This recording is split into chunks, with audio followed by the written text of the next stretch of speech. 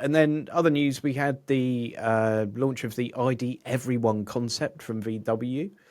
That was in Germany. Won't be launching until 2027, which I feel is way too late. Ever so slightly longer than the UP. It's going to have some of the software that's been developed with Rivian. Obviously, VW have started this sort of joint venture with Rivian and put billions into the company. And they're saying the target price is, what, €20,000? About that, yeah. Yeah, what are your thoughts on it? So I'm looking at my Say It Me, which is about to be picked up by its new owner, and thinking it's not incredibly different. No. And at the moment, VW don't have a small electric car on sale, and they could have possibly got it to us earlier and given us a bit more. Yeah. So the UP is 3.6 meters long. This one's 3.8, and it's about the same height as well, if not a little bit taller. I think it looks good. They've carried some bits over from the UP. So like the glass tailgate. I know it's metal on yours, but on the UP it's completely glass. They've carried that over, which is really cool. The interior for me is probably the best bit.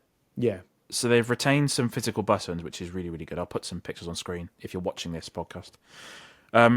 There's some bits from the ID7. So in the ID7, they got rid of that.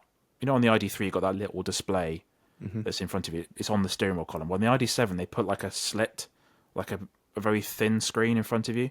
They've done the same with this one, and I think it looks quite good. I was quite impressed with that display in the ID7.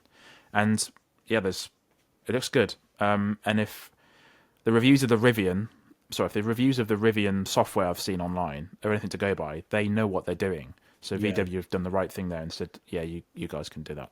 Yeah, and that's where VW have struggled a bit, you know, with certainly when the ID3 came out, and my friend's got an ID Buzz and is always complaining about software issues and things. Yep.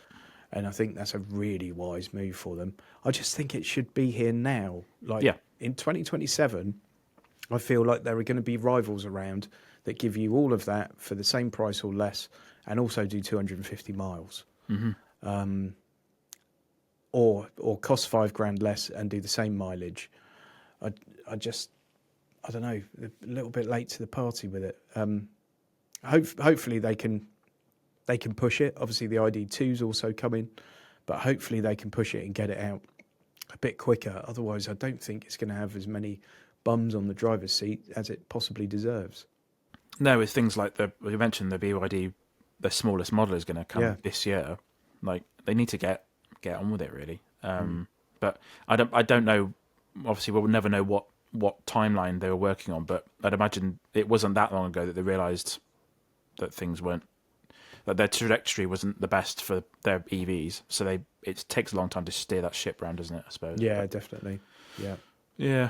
Oh well. I'll be looking forward to that. There's always something nice about a Volkswagen hatchback, and in my experience, the VW dealers have looked after me and other people I know very, very well, especially in my area anyway. So hopefully better than the Say It dealer looked after me. Yeah. My formal complaint is in. Fair enough. Yeah.